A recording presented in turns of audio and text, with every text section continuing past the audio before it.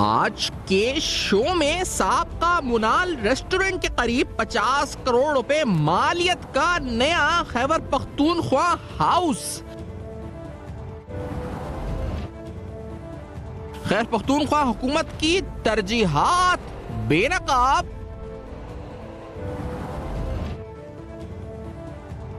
सैलाब से महंगाई बढ़ सकती है। स्टेट बैंक ऑफ पाकिस्तान ने शरह सूद 11% पर बरकरार रखी।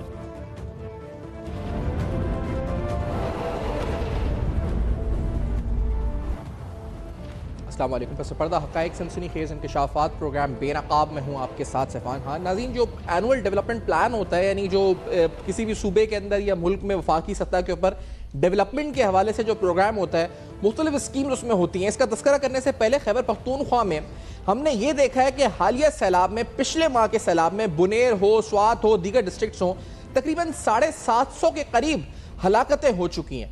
और ये सैलाब का सिलसिला जिसकी शुरुआत ही स्वात में हुई, फिर उसके बाद बुनेर में, और फिर उसके बाद मुल्क के दीगर हिस्सों में एक्सट्रीम मानसून सीजन इसकी सूरत में हुई। तो मजमूई तौर पर वहाँ पर रेस्क्यू के हवाले से जो सूरत हाल रही या डैमेज कंट्रोल के हवाले से जो कोशिशें नहीं, वहाँ खैबर पख्तूनख्वा की हुकूमत, क्या उनके पास मुताल्लिका फंड्स थे या नहीं। फिर उसमें उन्होंने ये भी कह दिया कि हमें वफाक से मदद की ज़रूरत नहीं है। वफाकी हुकूमत ने भी इमदादी पैकेजेस अनाउंस किए, सूबाई हुकूमत भी अपने रिलीफ पैकेजेस करती रही, मुख्तलिफ NGOs भी एक्टिवेट हुई।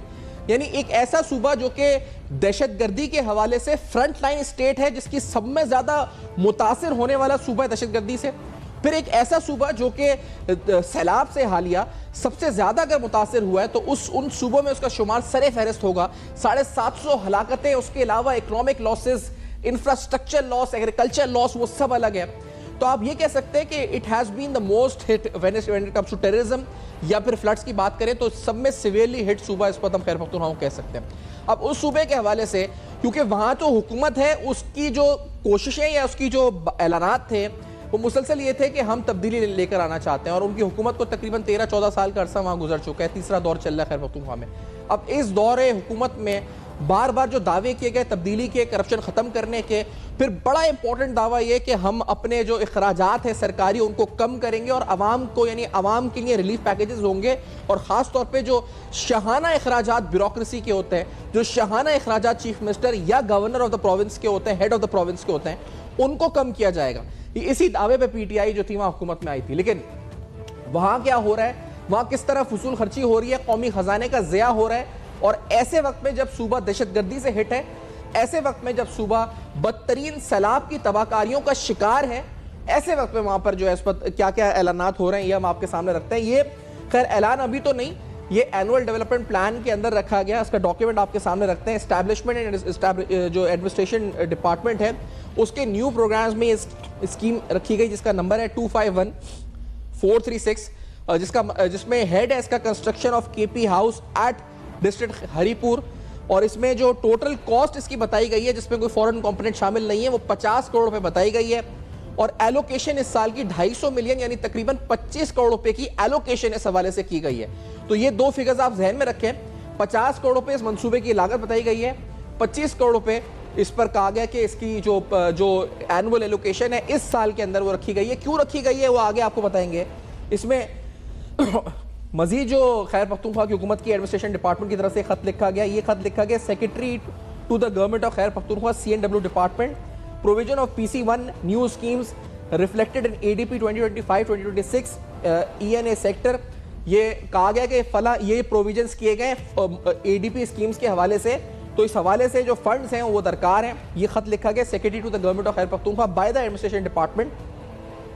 इसमें वो तकरीबन 9 स्कीमों का जिक्र है, जिसमें नंबर 6 पे एक तो establishment of south secretariat at DI Khan है, और फिर नंबर 8 पे construction of KP house at district Haripur है।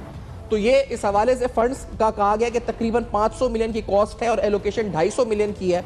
और in this regard it is requested to prepare the PC1 on the above mentioned schemes under information to this office, यानी इसकी आप PC1 जो है वो तैयार करें।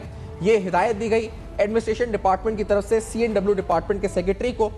और उसके बाद एक खत डिप्टी कमिश्नर हरीपुर को लिखा गया फ्रॉम द एडमिनिस्ट्रेशन डिपार्टमेंट, और इस खत का मतन जो सब्जेक्ट है वो ये है कि construction of KP house at district Makhniyal Haripur ये मेंशन किया गया, स्कीम नंबर में मेंशन किया गया, फिर लिखा गया I am directed to refer to the subject and noted above and state that ADP scheme construction of KP house in Haripur has been reflected in the current ADP scheme annual development plan with a tentative cost of rupees 500 million rupees and an allocation of 250 million rupees। और उसके बाद इसे मजीद कहा गया कि attached है वो सारे डॉक्यूमेंट्स जो हम आपको सामने दिखा रहे हैं। Instructions regarding preparation of PC1 have been issued to concern authorities, और उस हवाले से ये कहा गया कि in view of the above you are requested your good self to kindly identify state land feasible sites in district Haripur for construction for Khyber Pakhtunkhwa house at Makhriyal district Haripur। और ये खत CC किया गया chief engineer को CNW department के, secretary to the commissioner Hazara division को, executive engineer को, PS2 secretary administration department, CNW department, administration department के दीगर अफसरान को। और ये कहा गया कि आप सूटेबल जगह निकाल के दें, फीजिबल साइट्स बताएं। PC1 की हिदायत कर दी गई है, एलोकेशन हो गई है, जो लागत है उसका तायुन ADP में हो चुका है, लिहाजा अब जगह का तायुन आप करें। और ये हिदायत दी गई DC हरिपुर को। उसके बाद DC हरिपुर ने खत लिखा है और असिस्टेंट कमिश्नर हरिपुर को, और इस खत की रोशनी में उन्होंने कहा है जी कि therefore directed identify a suitable place of land for the construction of Khyber Pakhtunkhwa house as directed by the administration department government of Khyber Pakhtunkhwa. तो ये फिर असिस्टेंट कमिश्नर को मजीद हिदायत की गई कि आप जगह का तायुन करें, और ये खत लिखा गया 8 सितंबर 2025 को, यानी कुछ दिन कबल ये लिखा गया। तो एन उस सूबे में जिसमें सैलाब की तबाहकारियां हैं, एन उस वक्त जब दहशतगर्दी अपने पीक पर है, रिसेंटली बन्नू ऑपरेशन के हवाले से हमने मामला सुना है, मेजर अदनान शहीद का वाकया सुना है, तनकीद हो रही है खैबर पख्तूनख्वा हुकूमत पे कि शोहदा के जनाजों में ये नहीं जा रहे या ऑपरेशन की मुखालफत में बोल रहे हैं, इनकी क़यादत ऑपरेशन की मुखालफत बोल रही है। और उस वक्त जब इन पर इल्जाम लग रहे हैं कि इनके पास फंड्स नहीं थे या इन्होंने करप्शन की और सैलाब के हवाले से तबाहकारियां, इनके पास रिलीफ करने का काम नहीं है या रिलीफ करने के पैसे नहीं है, एन उस वक्त खैबर पख्तूनख्वा हाउस की कंस्ट्रक्शन के लिए तकरीबन 50 करोड़ रुपए की कॉस्ट रखी गई है, 25 करोड़ रुपए एलोकेट हो चुके हैं और PC1 और जगह ढूंढने की हिदायत की जा रही है। तो ये हालत है इस वक्त। ये अवाम की हुकूमत, यानी वो हुकूमत जो तब्दीली के नाम पर बनी थी, वो हुकूमत जो कि कहा गया था कि अवाम को उनका हक दिलवाएगी और तब्दीली लेकर आएगी, करप्शन का खात्मा करेगी, वहां पर खैबर पख्तूनख्वा हाउस की तामीरात हो रही हैं 50 करोड़ रुपए की, ऐसे वक्त में जब सूबा दहशतगर्दी से मुतासिर है, ऐसे वक्त में जब सूबा सैलाब से मुतासिर है। इस पर मजीद बात करेंगे तफसीलात के साथ। और सोशल मीडिया के हवाले से जो PTI की एक्टिविटीज रिसेंटली रही हैं, एक ब्रेक के बाद हमारे साथ रहिए। वेलकम बैक, आप देख रहे हैं बेनकाब, और आज बेनकाब में अहम तरीन सवालात हमारे साथ फरहान विर्क साहब प्रोग्राम में साथ मौजूद हैं, माहिर हैं सोशल मीडिया के भी और PTI की पॉलिटिक्स पर गहरी नजर रखते हैं। विर्क साहब खुश आमदेद प्रोग्राम में। विर्क साहब, अभी वज़ीर खैबर पख्तूनख्वा की स्टेटमेंट आई आज ही, उनसे पूछा गया जनाजों पर आप वफाकी वज़रा तनकीद कर रहे हैं, उन्होंने कहा जी कि जरूरी नहीं कि वज़ीर आज़म भी हर जनाजे में गए हों, मैं यहाँ नहीं था, और हर वीलॉग, यानी वीलॉग का जिक्र किया, वीलॉग बनाने वाले का जवाब नहीं दे सकता, उसको चमका नहीं सकता। मैं उनसे ये सवाल पूछा एक सहाफ़ी ने कि आप क्या ऐसा जलसा खैबर पख्तूनख्वा में हो सकता है जिसमें फौजी शोहदा के हक में वो जलसा हो? तो उन्होंने कहा जी ये बयानिया बन रहा है हमारे खिलाफ, हमने बड़ा सपोर्ट किया मई के बाद भी फौज को, और हम कर रहे हैं अभी भी सपोर्ट। तो ये, और एक तरफ ये खबर जो अभी हम बता रहे थे खैबर पख्तूनख्वा में जो खैबर पख्तूनख्वा हाउस कंस्ट्रक्शन, तो हाउ सीरियस आर दे, इनकी तरजीहात हैं क्या आखिरकार फरहान साहब?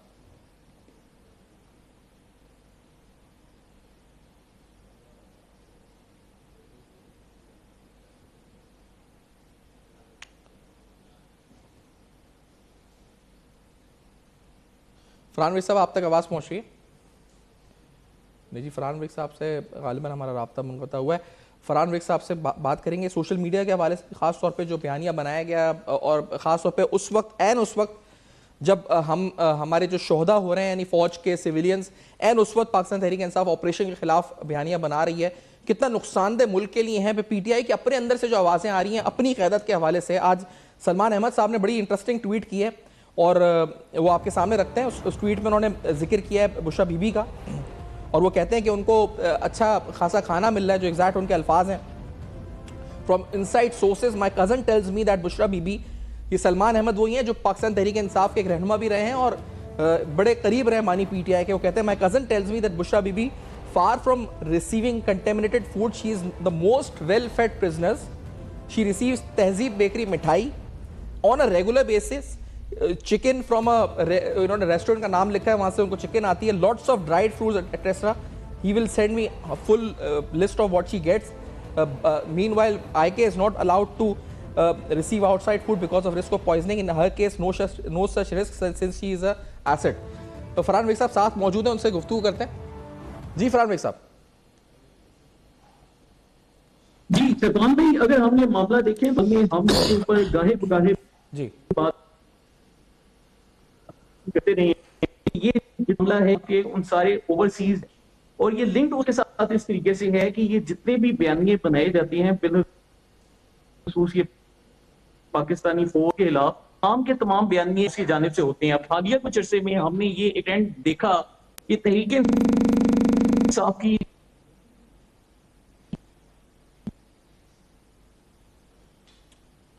फरहान साहब से रब्ता मुनक़ता हुआ। एक ब्रेक ले लेते हैं, इस ब्रेक के बाद वापस आते हैं, ब्रेक साहब से दोबारा रिकनेक्ट करते हैं और अहम तरीन मामला पर गुफ्तगू करते हैं। Let's take a break, break के बाद वापस आते हैं। नाज़रीन हमारे साथ रहिएगा। Welcome back. आप देख रहे हैं बेनकाब, और बेनकाब फरहान बेग साहब साथ मौजूद है। फरहान साहब, ये जो स्टेटमेंट आई वज़ीर खैबर पख्तूनख्वा की हमने बताई, लेकिन पहले उससे पहले बताएं, क्योंकि जो ये नैरेटिव बिल्डिंग कर रहे हैं कि हम तब्दीली सरकार और ये सब कुछ, हम हुकूमत, मुनाल रेस्टोरेंट के करीब जो साबका था वहाँ पे ये केपी हाउस की कंस्ट्रक्शन, सोशल मीडिया इसको किस तरह से ट्रीट कर रहा है इन सारी खबरों को? जी सफान भाई, अगर हम हालिया 1.5 से 2 सालों में तहरीक इंसाफ का ओवरऑल एक नैरेटिव देख लें, तो उस नैरेटिव में एक चीज जो हमें बड़ा क्लियर नजर आती है वो ये है कि उनको डेवलपमेंट प्रोजेक्ट्स या कोई हेल्थ रिलेटेड या एजुकेशनल रिलेटेड प्रोजेक्ट्स या उनका जो इंफ्रास्ट्रक्चर है उसमें कोई इंटरेस्ट नहीं, क्योंकि जो पूरा एक कैंपेन का जोर दिया जाता है वो एक इमोशनल आउटरीच की जानिब दिया जाता है कि अपने फॉलोअर्स को बार बार जज्बाती किया जाए या उनको ये तासुर दिया जाए कि आप लोगों के साथ बहुत ज्यादा ज्यादती हो रही है। तो जहां पर भी कोई सोशल मीडिया के ऊपर इस तरह के क्वेश्चंस आते हैं कि हुकूमत क्या कर रही है या कैसे काम हो रहा है, तो वहां पर एक अल्टरनेट बयानिया ये दे दिया जाता है कि जी ये जो सूबाई हुकूमत है ये तो शायद तहरीक इंसाफ के कंट्रोल में ही नहीं। तो इसलिए लोगों को हमेशा उन्होंने एक तकसीम करके और एक पजल स्टेट ऑफ माइंड में रखा है। यही वजह है कि आपको ऐसे स्कैंडल्स आते भी रहेंगे, माजी में भी आते हैं, मुस्तकबिल में भी आएंगे, लेकिन जो उनकी कोर ऑडियंस है उसका फोकस इसकी जानिब है ही नहीं। उन्होंने उनको डेवलपमेंट से बहुत दूर कर दिया। जहां तक उनके मौजूदा स्टेटमेंट्स की बात है, उसमें सफान भाई, अगर आपने काफी सारे शोज भी किए हैं पिछले 1.5-2 सालों में, जिनमें बार बार हमने एक ही बात को रिपीट किया है कि जो ओवरसीज तहरीक इंसाफ के सोशल मीडिया सेल्स बन चुके हैं वो पार्टी का जितना भी नैरेटिव है या जितना भी बयानिया है उसको कंट्रोल कर रहे हैं। अब हालिया कुछ अरसे में हमें ये चीज भी देखने को मिली कि जब भी खैबर पख्तूनख्वा से कोई सीनियर सियासतदान तहरीक इंसाफ का ऐसा उठा जिसने कोई मुल्क के हक में या रियासत के हक में बात की, तो बार बार उसके ऊपर हमले किए गए। मैं आपको इसे एक एग्जांपल देता हूं कि अली मोहम्मद खान तहरीक इंसाफ के खैबर पख्तूनख्वा के बड़े लीडर हैं, लेकिन जब भी वो सोशल मीडिया के ऊपर फौज की हिमायत करते हैं तो जितने भी ओवरसीज ये जो अकाउंट्स रन हो रहे हैं ये सब के सब अली मोहम्मद खान के ऊपर इकट्ठा अटैक करते हैं और फिर डिस्क्रेडिट करते हैं। उन सारे बड़ी जो क्यादत है उसको साइडलाइन कर दिया जाता है। अब यही वजह है कि जो सूबाई हुकूमत है वो भी हमें इन्हीं फेक अकाउंट्स की यरगमाल बनी हुई नजर आती है और हो ये रहा है कि ये अकाउंट सूबाई हुकूमत को मना करते हैं कि आप जो है वो फौज के हक में वहां पे रैली करेंगे। वज़ीर खैबर पख्तूनख्वा से पूछा गया तो उन्होंने कहा हमने तो पहले भी की है और हम करते रहे हैं, ये बयानिया नून लीग बना रही है। फिर उन्होंने कहा जी कि जो तनकीद की जा रही है कि जनाजों में नहीं जा रहे, तो वजीर आजम भी बहुत से जनाजों में नहीं गए। उन्होंने कहा मैं यहाँ पर नहीं था। और मजीद उन्होंने यहाँ पर कहा कि सोशल मीडिया पे बात हो रही है कि मैं किसी वीलॉग का को चमका नहीं सकता, को किसी ने वीलॉग में कुछ कह दिया तो मैं जवाब दूं यहाँ पे उसका। तो ये मेरा इस वक्त डोमेन नहीं है कि मैं वीलॉग का जवाब दूं किसी। हम जब ये पूरे पैटर्न के ऊपर गौर करते हैं तो ये जो पैटर्न है ये कोई ये भी का हालिया पैटर्न नहीं है कि वो किसी जनाजे पर नहीं गए। गुज़िश्ता 2 से 2.5 सालों में जब भी आप स्टडी करते हैं आपको एक भी मरतबा ऐसा नजर नहीं आता कि वो किसी भी ऐसे जनाजे में शरीक है। तो वो 1 या 2 दफा का इंसिडेंट होता तो वो एक डिफरेंट चीज थी, लेकिन यहाँ पर हमें पूरा पैटर्न नजर आ रहा है। फिर जहां पर आपको ये पैटर्न नजर आ रहा है वहां पर आपको बार बार जो तहरीक इंसाफ के साबका चेयरमैन है इमरान खान, उनके ट्विटर अकाउंट पे भी आपको स्टेटमेंट्स के ऊपर गौर करना पड़ेगा कि कल रात को भी वो बार बार यही स्टेटमेंट इशू कर रहे हैं कि जी खैबर पख्तूनख्वा में दहशतगर्दों के खिलाफ ऑपरेशन नहीं होना चाहिए। तो एक जानिब आप देखें कि वहां पर हमारे जवान शहीद हो रहे हैं, दूसरी जानिब उनके सोशल मीडिया अकाउंट से बार बार इस किस्म की बयानबाजी की जा रही है जिससे उल्टा ये तासुर मिलता है कि रियासत जो दहशतगर्दों के खिलाफ कोई कार्रवाई न करे, अगर कार्रवाई करेगी तो हम जो है रियासत को नुकसान पहुंचाएंगे। एक तरफ सूबे में 750 हलाकतें हो गई हैं सैलाब से, एक तरफ सूबा खैर पख्तूनख्वा दहशतगर्दी से सबसे ज्यादा हिट हुआ है, वहां 50 करोड़ रुपए से वो नया खैर पख्तूनख्वा हाउस बना रहे हैं। तो ये जो उनके सोशल मीडिया फॉलोइंग है वो उस पर आंखें बंद किए हुए जी सफा में उनकी फॉलोइंग को बिल्कुल फर्क नहीं पड़ता, क्योंकि उन्होंने फॉलोइंग को ट्रेन ही ऐसी की है कि उनको हमेशा 2 स्टेट ऑफ माइंड में रखते हैं। जिसकी मैं आपको मिसाल दूं कि जहां पर उन्होंने खुद अपनी मर्जी से अली अमीन गड्ढापुर को वजीर आला खैबर पख्तूनख्वा लगाया है, वहां पर ही उन्होंने अपनी सोशल मीडिया टीम को यह हुक्म जारी किया हुआ है कि आपने बोलना है कि अली अमीन गड्ढापुर हमारे कहने पर वजीर आला लगा ही नहीं। ये बात मैंने तहरीक इंसाफ के अपने बड़े करीबी सोशल मीडिया के लोगों से ही सुनी है कि पार्टी का ऑफिशियल लेवल पर यही बयान है कि पीटीआई ऑफिशियल का जो सरकारी अकाउंट होगा वो अली अमीन गड्ढापुर को प्रमोट नहीं करेगा। अच्छा। ताकि वो जो मकामी आबादी है वो डबल स्टेट ऑफ माइंड में रहे। आधे लोग कहेंगे जी ये हमारी पार्टी का वजीर आला है, आधे लोग कहेंगे ये वजीर आला है ही नहीं, ताकि अगर कोई अच्छा काम हो तो वो जी पार्टी की झोली में डाल दिया जाए, और कोई बुरा काम हो तो बोल दिया जाए कि जी अली अमीन गड्ढापुर से हमारा सिरे से ताल्लुक ही नहीं था। तो वो हमेशा लोगों को एक कंफ्यूज स्टेट ऑफ माइंड में रखते हैं। अच्छा, जहां तक इनकी जो बयानिए की बात है, जो बयानिए की बात है, तो ये तो अफगान बाशिंदों के हक में बानी पीटीआई के अकाउंट से ट्वीट्स हो रही हैं, ये सब कुछ हो रहा है। इजराइल के खिलाफ ट्वीट करना हो या फिर पाकिस्तान में अफवाज पाकिस्तान की शौदा की ट्वीट हो, वो नहीं हो रही। तो ये चला कौन रहा है, कैसे चल रहा है ये अकाउंट और क्यों ऐसा चल रहा है? ये जितना भी नेटवर्क है ये सारे के सारा अमेरिका से जिब्रान इलियास नाम के और जो इनके सोशल मीडिया हेड हैं वो कंट्रोल कर रहे हैं। जिब्रान इलियास की अगर मैं आपको हिस्ट्री बताता चलूं तो 2010 में अमेरिका की जो यूनाइटेड स्टेट सीक्रेट सर्विस थी वो उसके बाकायदा एम्प्लॉय थे, और 2010 में ही उन्होंने तहरीक इंसाफ में शमूलियत इख्तियार की। ये सारा डेटा ऑनलाइन अवेलेबल है गूगल के ऊपर, आप ओपन सोर्स इंटेलिजेंस से इसके बाकायदा रिसर्च भी कर सकते हैं कि उसी अरसे के दौरान उन्होंने तहरीक इंसाफ के सोशल मीडिया टीम की भी बुनियाद डाली, और उसके बाद से अब तक पार्टी का ये जितना भी एंटी स्टेट किस्म का एक नैरेटिव है उसको जिब्रान इलियास साहब स्पीयर हेड कर रहे हैं। तो अब ये जितने भी बयानात हैं वो सारे के सारे अमेरिका से रन होते हैं। आज भी ये जब अलीमा खान साहिबा से सवाल किया गया तो वो कहती हैं कि जी पेज के एडमिन पाकिस्तान में, हालांकि ऐसा नहीं है। पेज के इनका जो फेसबुक पेज है उस पर बाकायदा नजर आ रहा है कि उस पेज को 2 अफराद अमेरिका से चला रहे हैं, पाकिस्तान से उनका बयान जा ही नहीं रहा। सही। अच्छा, अब इस सिलसिले में क्योंकि हम ये देख रहे हैं मुसलसल कि ये जो मुझे जो लगता है जो कराची में हम रिपोर्टिंग करते हैं तो यहाँ पर बाकायदा एमक्यूएम के जो सेक्टर इंचार्ज थे वो एमक्यूएम के कंट्रोल से बाहर निकल गए थे। यानी फारूक सत्तार साहब के बारे में भी एक बार में अफवाह उड़ी थी, फिर खबर थी कि सेक्टर इंचार्ज से उनकी झड़प हो गई थी। तो क्या ये इनकी सोशल मीडिया भी एमक्यूएम के सेक्टर इंचार्जों की तरह आउट ऑफ कंट्रोल हो गई है? यानी इनके वजीर आला को भी वो झाड़ सकती है, इनके जो लीडर्स हैं वो भी उसके पाबंद हैं और उसी के अहकामात के पाबंद हैं कि उनको अमल करना है? भाई हम ये बात तब यकीन करते हैं जब पार्टी की जानिब से कोई इन लोगों से डिसोसिएशन इख्तियार करने की कोशिश की जाती। लेकिन हम ये देख रहे हैं कि जहां पर ये बज़ाहिर एक तासुर देने की कोशिश की जाती है कि सारा social media out of control है और हमारे काबू में नहीं, वहां पर कोई ऐसी संजीदा एफर्ट नहीं की जाती कि ये लोग बोले कि जी ये जो फलाने अकाउंट्स हैं इनसे हमारा कोई ताल्लुक नहीं, या हम उसको इससे डिस्कस करते हैं। जैसा कि आपने माजी में भी देखा कि वो जो इनके भगोड़े थे जो कि बाहर के मुल्क चले गए, अब वो खुद को एक फौजी भी बताते हैं और सारा कुछ बताते हैं। तो अब उन अकाउंट से आज तक इन्होंने खुद को कभी भी ऑफिशियली एसोसिएट नहीं किया। इसी तरह ही बाहर जितने भी ये व्लॉगर्स नफरत का कारोबार करते हैं उनसे कभी खुद को डिसोसिएट नहीं कर सके। तो यहाँ पर पार्टी की जानिब से कोई कंसर्टेड एफर्ट हमें नजर नहीं आ रही। इसका फिर एक मतलब यही होता है कि पार्टी जो सी है वो इसको कहीं ना कहीं एंडोर्स कर रही है। There is a method to this madness. ये सिर्फ मैडनेस नहीं हो रही। ये जो सवाल आज वज़ीर खैबर पख्तूनख्वा से हुआ कि आप सपोर्ट कर रहे हैं शौदा के हक में इस वक्त रैली निकाल सकते हैं, मैं कहता हूँ रैली तो बहुत दूर की बात है।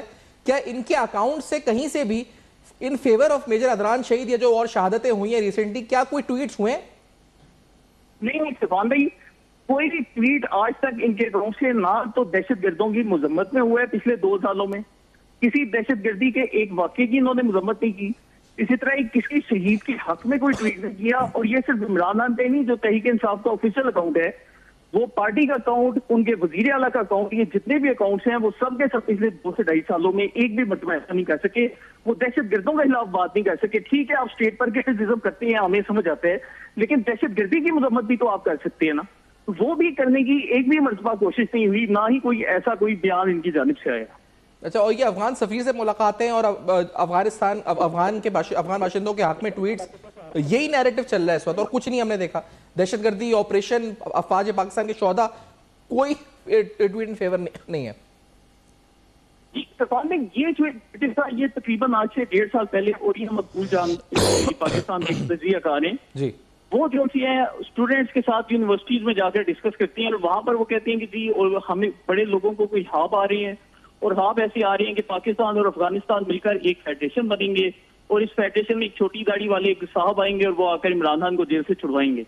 जब हमने इस पर रिसर्च की तो ये कोई इस किस्म का बयानिया बनाया जा रहा है कि जैसे पाकिस्तान और अफगानिस्तान की जंग होगी और उस जंग के नतीजे में इमरान खान को रिहा किया जाएगा।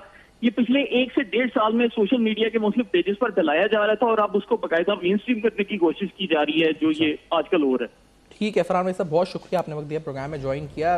गुफ्तगू हुई अहम तरीन मौजू पर। एक ब्रेक के बाद स्टेट बैंक ऑफ पाकिस्तान ने महंगाई के हवाले से किन खदशात का इजहार किया है, सैलाब के मुतवक्का असरात महंगाई पर क्या होंगे, माशी पहलू से इसको समझेंगे, कोशिश करेंगे। एक ब्रेक के बाद हमारे साथ रहिए। Welcome back. आप देख रहे हैं बेनकाब, और जिस तरह हमने कहा कि जो सैलाब है उसके माशी असरात मुमकिन क्या हो सकते हैं, स्टेट बैंक ऑफ पाकिस्तान की हालिया मॉनेटरी पॉलिसी में इसका तस्करा हुआ। खासतौर पे महंगाई के खदशात का जिक्र किया गया, क्योंकि जो स्टेटमेंट दी गई वो दी गई कि जो अनसर्टेनिटी है ऑन इन्फ्लेशन लेवल्स, ये इस वक्त इसका जिक्र खासतौर पे किया गया था। MPC noted that the recent floods have increased uncertainty related to the near term inflation outlook। तो उन्होंने जो कहा है जी कि 5 से 7% का बैंड रहने की तवक्को है, शायद इसको क्रॉस कर जाए इन्फ्लेशन रेट। और ख़ास तौर पे इसका जो कहा गया कि इन्फ्लेशन रोज टू 4.4% इन जुलाई, जो वीकली SPI इंडिकेटर्स है उसका इम्पैक्ट आना शुरू हो गया। खैर, जो सैलाब की तबाहकारियाँ हैं, उसके जो नुकसानात हैं, उसके जो माशी असरात हैं, उनका इनिशियल तखमीना $2 अरब है। तो ये अभी अंदाज़ा लगाना है कि लाइव स्टॉक, टेक्सटाइल और ख़ास तौर पे दीगर क्रॉप्स के ऊपर इसका क्या असर होगा।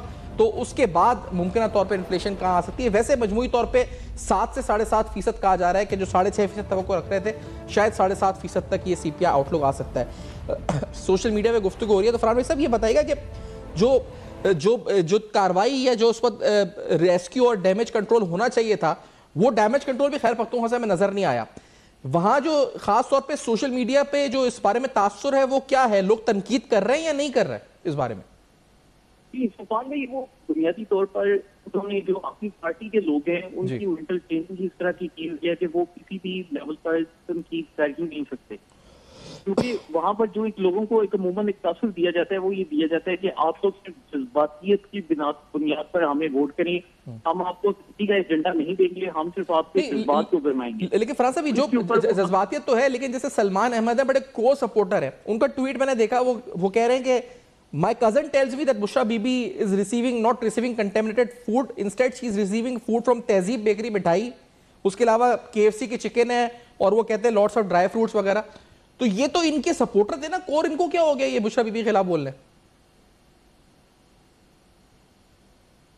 जी फरहान साहब, है कि वो अपने फॉलोअर्स को आपस में लड़वाते रहते हैं। अच्छा, लेकिन यहाँ पर इस वक्त क्योंकि पार्टी पैसा आपको ग्रुपिंग नजर आ रही है, एक अली अमीन गंडापुर का ग्रुप है, एक बुशरा बीबी का ग्रुप है, एक लीमा खान का ग्रुप है, एक पुराने नजरियातियों का ग्रुप है। तो होता यह है कि ये जो सारे ग्रुप्स हैं ये एक दूसरे से लड़ते हैं, लेकिन इनकी लड़ाई को इमरान खान साहब खुद अपने लेवल पर इंडोर्स करते हैं। वो कहते हैं कि ये सारे लड़ेंगे, लेकिन अल्टीमेटली होगा क्या कि इसका फायदा मुझे पहुंचेगा, क्योंकि अगर ये ग्रुप्स आपस में लड़ के वीक होते हैं तो मैं इसका सबसे बड़ा बेनिफिशियरी हूँ।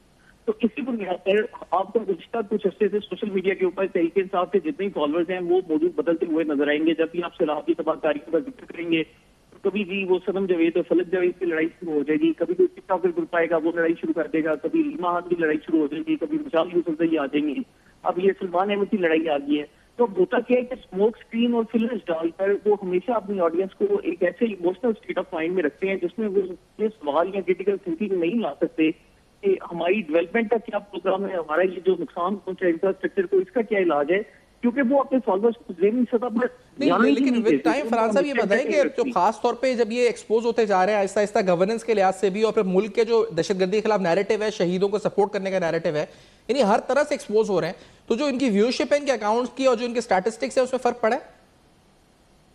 तूफान भाई, हमें एक चीज जरूर नजर आ रही है कि कम से कम जो दीगर सूबों का लेवल है पंजाब में या सिंध में जो इनकी मेन सपोर्ट बेस है, उसमें गुज़िश्ता 1 से 1.5 साल में बहुत बड़ा डेंट आया। मैं अगर 50% to 60% डेंट कहूँ तो शायद इससे थोड़ा सा ज्यादा ही होगा।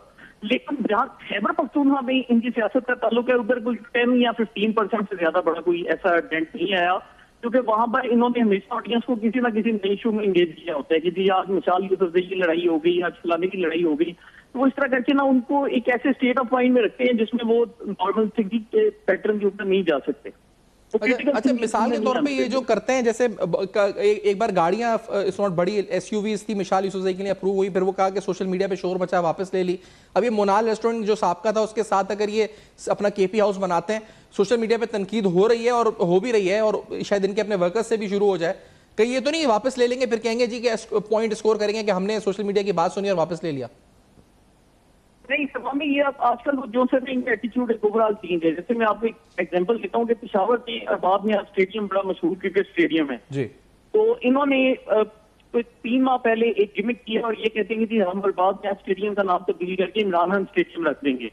और फिर थोड़ी देर बाद जब सोशल मीडिया पर तनकीद शुरू हुई तो इन्होंने ये भी बयान जारी किया कि हमें जी इमरान खान साहब ने मना किया कि स्टेडियम का नाम आपने मेरे नाम पे नहीं रखना, लेकिन उसके बाद फिर स्टेडियम का नाम बाकायदा इमरान खान स्टेडियम गया और आप जब उसमें मैसेज होते हैं तो यही कहा जाता है कि इमरान खान स्टेडियम है। तो ये वही करते हैं जो इन्होंने करना होता है। तो यहाँ पर भी उन्होंने वो जो केपी हाउस है वो बता देंगे, लेकिन वो आपके सपोर्टर्स बोलेंगे कि अली भी गंडापुर जो है वो इमरान खान साहब की बात नहीं सुनते, इसलिए उन्होंने खुद बता दिया वो बात कि ये जो बख्तियाल का इलाका है ये इमरान खान साहब का पसंदीदा तरीन इलाका है। तो हमारा इस पर एक तासुर ये भी है कि हो सकता है उनके कहने पर ये बताया जा रहा हो कि वो सोचे कि 2 साल बाद मैं निकलूंगा तो मैं इस जगह पर रुकूंगा। तो अच्छा, और ये जो आप कहते हैं कि इंडिया का कनेक्शन है, उस दिन चौहान साहब भी कल बता रहे थे कि बाकायदा इंडियन ऑफिसर्स इनसे इन्वॉल्व है जिब्रान इलियास का खास तौर पे, तो ये जिब्रान इलियास की रिपोर्टिंग लाइन यहाँ पे क्या अलीमा खान है, कौन है इस वक्त? जी ये जो अलीमा खान है ये अभी तक उनसे जिब्रान इलियास के साथ डायरेक्ट है और बुनियादी तौर पर जो एक पार्टी के तहरीक इंसाफ के अपने अंदरूनी हल्के हैं वो भी बार बार यही तासुर दे रहे हैं जब हमारी उनसे ऑफ द रिकॉर्ड बात होती है कि वो कहते हैं कि ये जो अलीमा खान साहब है ये पार्टी के ऊपर बाकायदा कंट्रोल हासिल करना चाहती है और वो कंट्रोल एक ही तरह से हो सकता है कि वो पार्टी की ऑफिशियल टीम्स के साथ छू रही, क्योंकि हालिया वो जैसे में बुशरा बीबी की जो ग्रिप है वो कमजोर हो गई है। माजी में वो सोशल मीडिया को कंट्रोल करती थी, उनकी एक ऑडियो कॉल भी लीक हुई थी डॉक्टर इस्लान हालिद के साथ, लेकिन वो जो डॉक्टर इस्लान हालिद है चूंकि अब वो भी पस मंजर में चल गए हैं तो अलीमा खान ने जिब्रान इलियास साहब के साथ अब ये रास्ता कायम किया और ये जिब्रान इलियास को इंफॉर्मेशन देती है और आजकल पार्टी में जितना भी सोशल मीडिया कंट्रोल है वो अलीमा खान संभाल लें। ठीक है, बहुत शुक्रिया फरहान साहब ने प्रोग्राम में ज्वाइन किया और अपना मौक़िफ़ दिया इस हवाले से। सोशल मीडिया पर क्या आवाज़ उठ रही है, पाकिस्तान तहरीक इंसाफ क्या नैरेटिव बनाती है और ख़ास तौर पे शोहदा को लेकर, अफवाज पाकिस्तान के शोहदा को लेकर खैबर पख्तूनख्वा हुकूमत का जो मौक़िफ़ है वो क्या है और वो किस तरह शाह खर्चियाँ कर रही है, और रिसेंटली केपी हाउस की कंस्ट्रक्शन इसको बेनकाब किया। फीडबैक दीजिएगा, जरूर देखते रहेगा। अब तक अपना बहुत ख्याल रखिएगा।